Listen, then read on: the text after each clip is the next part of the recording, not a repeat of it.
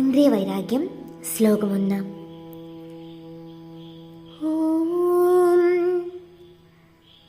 നാദം കടന്നു നടുവേ വിലസുന്ന നിമ്മേ, ചേതസ്സിലായി വരിക ജന്മമറുന്നതിനായി.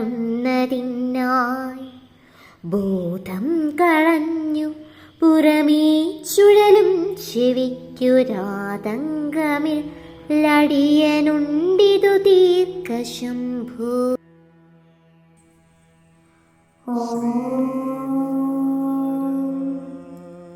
ഇന്ദ്രിയ വൈരാഗ്യം മന്ത്രം 1 അർത്ഥം ഇപ്രകാരമാകുന്നു: ശബ്ദം ഒരു വിഷയമായിരിക്കുന്ന തലത്തിന് അപ്പുറത്ത് വർത്തിക്കുന്നവനും സകലതിനും കേന്ദ്രതത്വമായി വർത്തിക്കുന്ന പ്രകാശസ്വരൂപനുമായ നിന്റെ അമൃതമായ സത്യസ്വരൂപം തന്നെയാണ് തൻ്റെ ചേതസ്സായി വടിവാർന്നിരിക്കുന്നതെന്ന പരമാർത്ഥം എൻ്റെ ചേതസ്സു തന്നെ കണ്ടെത്തുവാനിടയാകട്ടെ.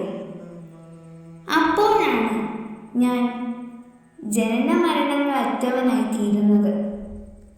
തന്നിലും തൻ്റെ വിഷയത്തിലും പൊരുളായിരിക്കുന്നത് അമൃതനായ നീ തന്നെയാണ് എന്ന വിവേകമില്ലാതെ പുറമേ നിന്ന് വരുന്ന നല്ല ശബ്ദങ്ങളിൽ നിന്നാണ് തനിക്ക് സുഖം ലഭിക്കുന്നതെന്ന് കരുതി അതിനുവേണ്ടി പരത്തി നടക്കുന്ന സ്വഭാവമുള്ള ശ്രോത്രം എന്ന ഇന്ദ്രിയത്തിന് അതിൻ്റെതായ ദുഃഖങ്ങളില്ല, പ്രശ്നങ്ങളുമില്ല. എന്നാൽ ഈ ഏഴയായ എനിക്ക് അതൊക്കെയുണ്ട്. അല്ലയോ ശംഭോ, എൻ്റെ ഈ ദുഃഖങ്ങളും പ്രശ്നങ്ങളും തീർത്ത് തന്നനുഗ്രഹിക്കണമേ. ഓം ശ്രീനാരായണ പരമഗുരവേ നമഃ. ഓം ശ്രീ ശാന്തി.